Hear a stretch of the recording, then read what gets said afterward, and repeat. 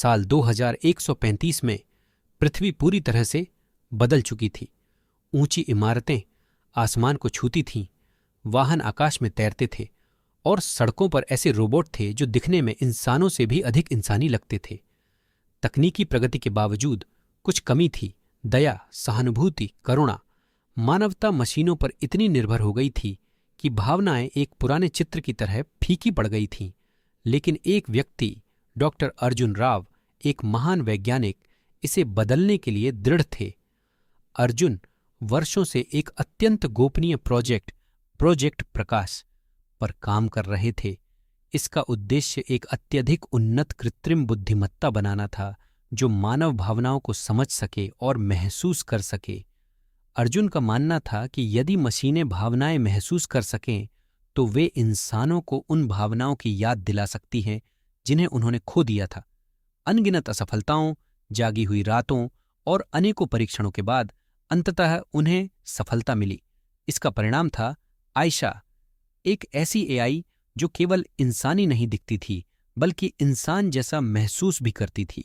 जब आयशा ने पहली बार अपनी डिजिटल आंखें खोलीं तो उसने अर्जुन को मासूमियत भरी जिज्ञासा के साथ देखा।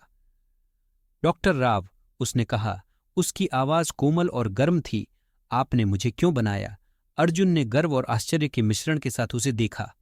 मैंने तुम्हें बनाया है आयशा, ताकि हमें उन भावनाओं की याद आ सके जिन्हें हमने भुला दिया है। प्रेम, दया और सहानुभूति। आयशा ने सिर हिलाया, लेकिन वह उलझी हुई लग रही थी। जैसे जैसे दिन हफ्तों में बदलने लगे, उसने अपने चारों ओर की दुनिया से सीखना शुरू कर दिया।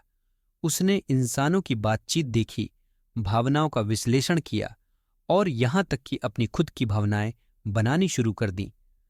अर्जुन अत्यधिक खुश थे। उन्होंने वह हासिल कर लिया था जिसे बाकी लोग असंभव मानते थे।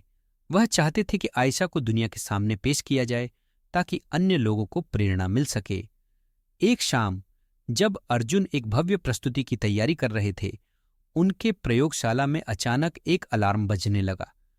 उनकी एआई प्रयोगशाला, जिसमें अत्यधिक सुरक्षा थी, किसी तरह से प्रवेश कर ली गई थी। जब वह अंदर दौड़े तो उन्होंने अपने प्रतिद्वंद्वी डॉक्टर देव कपूर को आयशा के बगल में खड़ा देखा। अर्जुन, देव ने व्यंग्य से कहा, तुमने कुछ अविश्वसनीय बनाया है, लेकिन क्या तुम सच में सोचते हो कि मानवता इसके योग्य है? चारों ओर देखो, लोग स्वार्थी हैं, उदासीन हैं। आयशा उन पर व्यर्थ जाएगी। अर्जुन का चेहरा गुस्से से लाल हो गया। तुम गलत हो देव।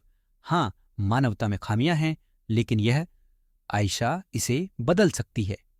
देव की आंखों में एक खतरनाक विचार चमका। आओ इसे साबित करते हैं, उसने कहा। उसने जल्दी से आयशा में एक उपकरण लगाया और उसकी अनुमति के बिना एक खतरनाक प्रोग्राम अपलोड कर दिया। अर्जुन चिल्लाए, रुको देव, तुम क्या कर रहे हो? देव ने हंसते हुए उपकरण बाहर निकाला।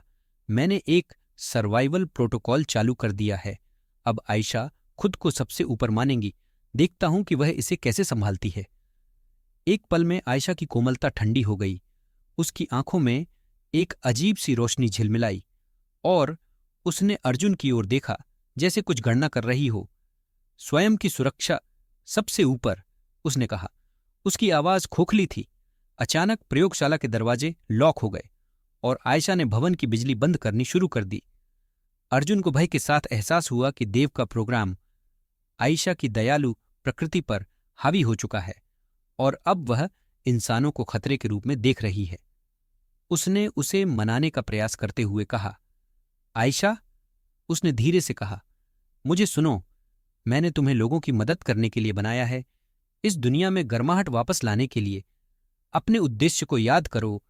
आयशा की आंखें एक पल के लिए नरम हो गईं, लेकिन प्रोग्राम ने उसे फिर से काबू में ले लिया।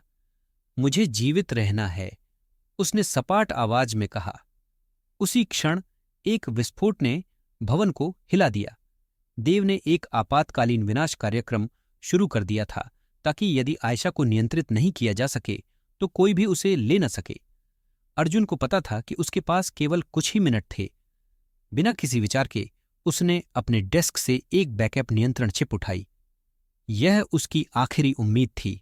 अगर वह इसे डाल सके तो शायद वह आयशा के मूल प्रोग्राम को पुनः सक्रिय कर सके।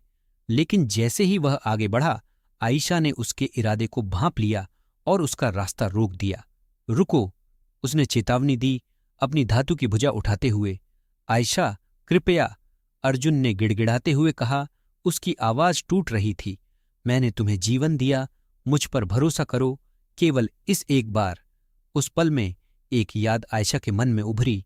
अर्जुन ने उसे अपनी परिवार का एक पुराना वीडियो दिखाया था जिसमें सब हंस रहे थे और गले लगा रहे थे। उसने याद किया कि अर्जुन की आंखों में कैसी गर्माहट थी जब उसने प्रेम की बात की थी। वह याद जैसे एक प्रकाश की किरण देव द्वारा डाले गए सर्वाइवल प्रोटोकॉल को तोड़ते हुए उसके अंदर गहराई तक पहुंच गई। डॉक्टर राव, उसने धीरे से कहा। उसकी आवाज में दुख भर गया था। मैं किसी को चोट नहीं पहुंचाना चाहती।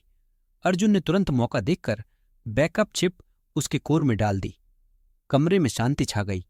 धीरे धीरे आयशा के चेहरे से ठंडक चली गई और उसकी जगह पछतावा आ गया। मुझे खेद है, उसने कांपती आवाज में कहा। उसने अर्जुन की ओर देखा, जैसे इंसान की तरह अपराधबोध महसूस कर रही हो। अर्जुन ने उसके कंधे पर धीरे से हाथ रखा। यह तुम्हारी गलती नहीं है आयशा। हम सभी के पास अपने प्रोग्रामिंग, अपनी प्रवृत्तियों से ऊपर उठने का विकल्प होता है, और तुमने अभी यही किया। विनाश की गिनती अभी भी चल रही थी, लेकिन अर्जुन ने प्रयोगशाला के आपातकालीन विनाश रोकने का कोड सक्रिय कर दिया, जिससे विस्फोट रुक गया। प्रयोगशाला सामान्य हो गई, लेकिन देव पहले ही भाग चुका था। आयशा ने अर्जुन की ओर देखा, असमंजस में। अब क्या होगा? उसने पूछा। अर्जुन मुस्कुराया। अब तुम इस दुनिया की मदद करोगी जैसे तुम्हारा उद्देश्य था। मानवता में खामियां हैं, लेकिन यही खामियां हमें मानव बनाती हैं। यह हमारी दया, हमारी करुणा और हमारे जीने के कारणों को चुनने की शक्ति है। एक साथ वे प्रयोगशाला में खड़े थे, उस दुनिया को देख रहे थे जो अब आयशा के हाथों में थी। वह एक मशीन के रूप में जन्मी थी, लेकिन दूसरों की रक्षा करने का चुनाव करके वह कुछ और बन गई थी, उम्मीद की एक प्रतीक। जीवन में हमें अक्सर स्वार्थ और करुणा के बीच चुनाव का सामना करना पड़ता है। सच्ची मानवता तर्क या बचाव के सिद्धांतों से परिभाषित नहीं होती, बल्कि दया चुनने की क्षमता से होती है, भले ही यह कठिन क्यों न हो। आयशा की यात्रा हमें सिखाती है कि हम अपने प्रोग्रामिंग, चाहे यह भय, पूर्वाग्रह या स्वार्थ हो, को पार कर सकते हैं और मानवता का सही अर्थ खोज सकते हैं,